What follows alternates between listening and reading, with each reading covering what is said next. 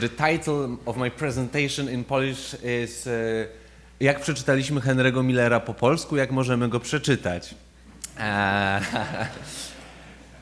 Henry writes, there is one thing I like about the Poles, their language.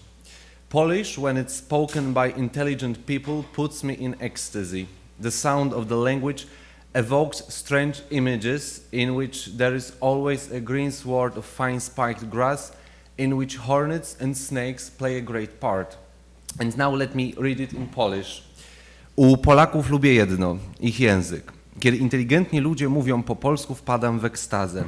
Jego brzmienie wywołuje zawsze obrazy murawy z pięknej kolczastej trawy i buszujące w niej szerszenie i węże.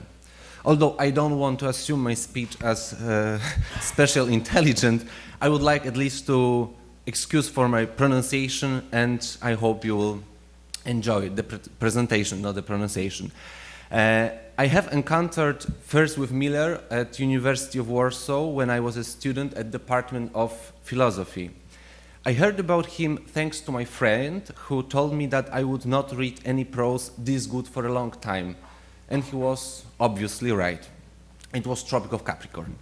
At the same time, I started reading Miller for my seminar. But to be clear, the professor who conducted these classics was kind of a freak, and he later became my promoter, and now we are good friends, one could say, two freaks.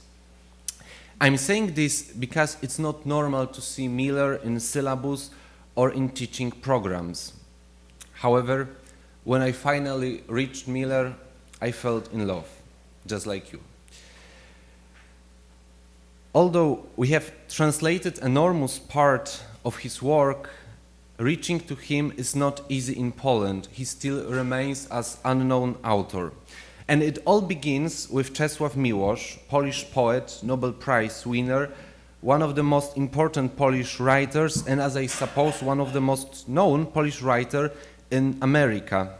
Exactly here in California, he settled and worked at Berkeley University for a long time.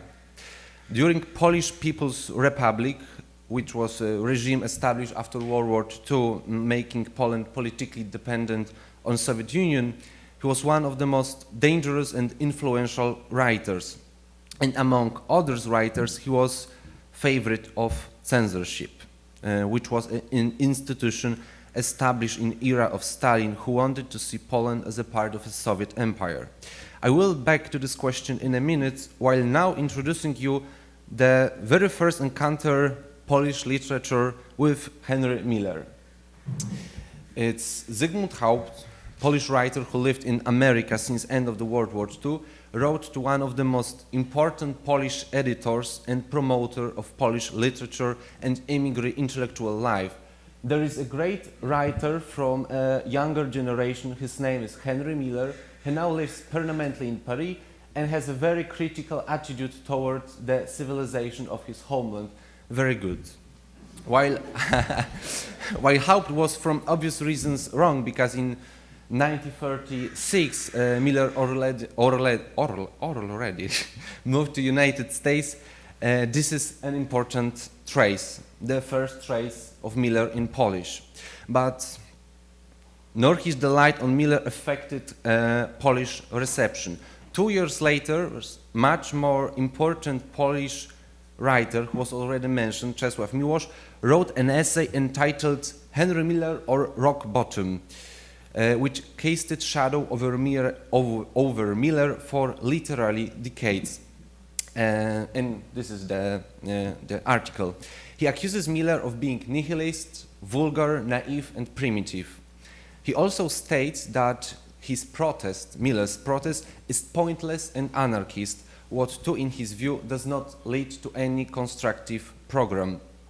He says it's well-written pornography.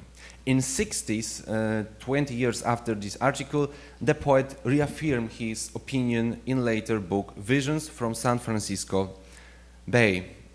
This voice can be treated as an overture to later two-part reception of Henry Miller in Poland. In my mind, both are strongly political and clearly involved in Polish opposition movement. And I must remark here that, as some of you might know, Polish anti-Soviet opposition was in general pacifist and non-violence movement, as far its main weapon against the regime was literature and culture.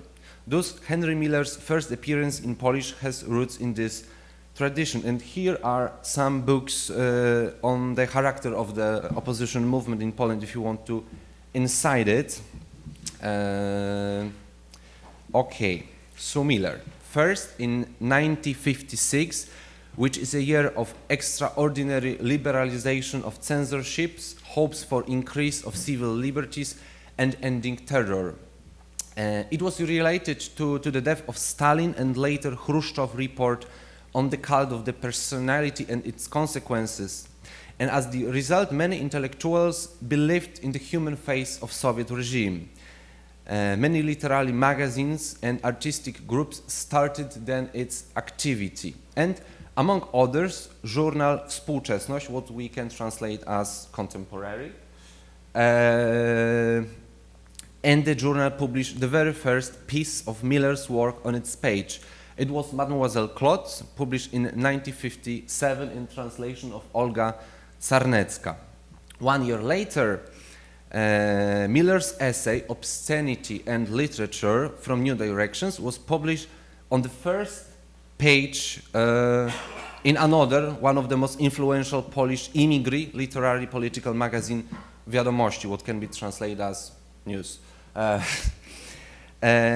However, the de-Stalinization was a not long period, and very fast it finds out that the regime is strengthening with its censorship, police terror, and brutal politics. Then Miller became a very important writer for Polish intellectuals who had access to his English and French versions. But it must be underlined that the reception of Miller during that time had a private nature. He was read by them secretly, just for themselves, as a sort of Stoics' meditations.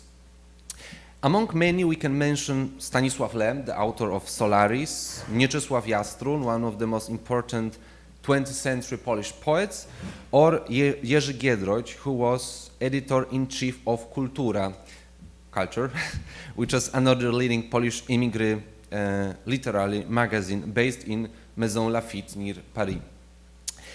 Miller was also mentioned by a conservative publicist and translator from Krakow, Juliusz Kedryński, who will later become a translator of Knights of Love and Laughter. In his enthusiastic text, he underlined the power of truthfulness of Miller's work and called him one of the most important writers ever. And this is funny because Juliusz Kedryński was a friend of Karol Wojtyła, who later became a Pope, John Paul II. So we can see the irony of the situation. Nevertheless, many traditional and somehow conservative writers from Poland appreciated in Miller's prose that what beyond sex remains the most important element of his writings: truth, the ethics of truth, and a strong faith in the beauty of the world. In 1964, Smile at the Foot of the Ladder was published, as you know, one of the less controversial and obscene. It's very significant that it was the first book that the Polish public could read and familiarize. And I have brought a copy of that book so you could see it and enjoy the illustrations made by Henryk Tomaszewski, one of the most important Polish graphic designers. So I can give it to you. Another book which was published in Polish was Colossus in 1976, a story which cannot be seen as an obscenity too. So Miller was getting known in Poland step by step with his best pieces lacking so-called obscenity, although those who know Miller, they haven't, except Czesław Miłosz, had any problem with sexual and obscene elements. In 70s, Miller appeared in the famous The Journal Written by Night by Gustaw Herling Grudziński, the author of diary essays published in Kultura becoming one of the most important essayist work of Polish immigrant literature. He writes that Tropic of Cancer is an outstanding novel, at times more than outstanding, and counts Miller toward writers such as Lawrence or Joyce, who were trying to, quoting, handle the obscenity and nihilist sexual revolution. In 1981, Devil in the Paradise is published, and in the same year, government drastically restricts everyday life by introducing martial law to counter political opposition, particularly the trade union solidarity movement. This is the crucial moment for Polish opposition in overthrowing communist government, what ends in 1989 by partial free elections and later by integral changing the government. In the 90s, we have a political transformation. The Communist Party and powers are over. And this is the second element of Miller's reception in Poland. When every aspect of social life is liberalizing, there is no censorship anymore, and in the desire for the westward, Miller, among many other things and authors, becomes a symbol of freedom and sex. And at the same time, there was also a failure attempt to stage Tropic of Cancer in the Polish theater, and this is the poster. And in the same time, we have many critical reviews of Tropics. Here are, for example, two of earliest reviews of Tropic of Cancer from 90s. Both are very critical. And now we are back with Czesław Miłosz, his essay When Counts Miller, Prose as Well-Written Pornography. Unfortunately, he was labeled as such, and within political changes, both Tropics and Rosy Crucifixion and other works have been translated and published in enormous circulation. The critics welcome his work with distance and writing that his prose is not as scandalous as they expected.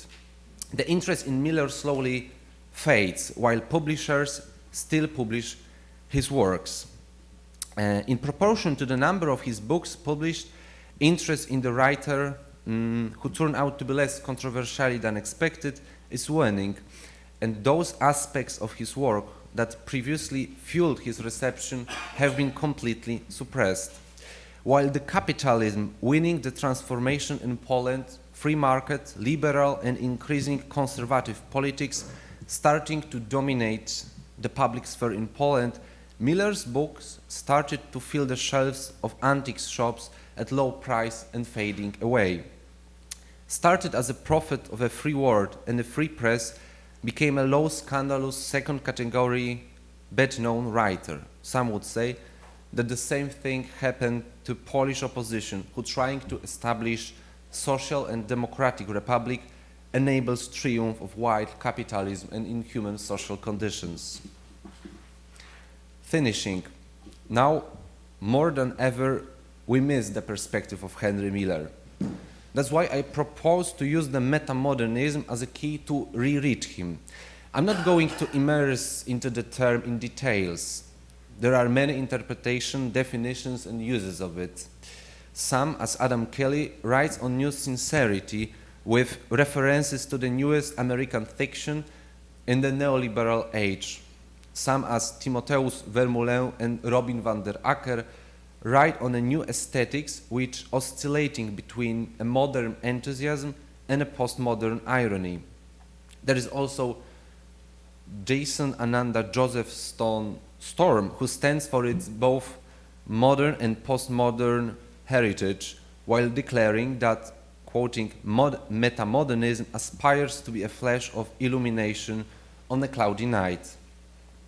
Perhaps one of the most interesting insights into metamodernism was made by David Foster Wallace, who writes in Unibus Unam that the new generation of literary rebels would be backward, naive to sincere. Yet we can see that Miller's modernism briefly flirts with some postmodernism elements, but all in all he stems from a sense of failure of modernism, modern word, and our language. He's not interested in sort of a game, relativization, irony. His aim, such naive goal today, is, quoting, the struggle of the human being to emancipate himself, that is, to liberate himself from the prison of his own making. This is for me the supreme subject.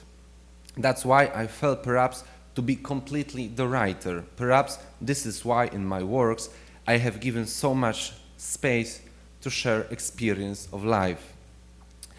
This is a kind of rebellion that rejects political engagement and stands for such naive and simple things as a concept of a man forgotten and humiliated by postmodernism.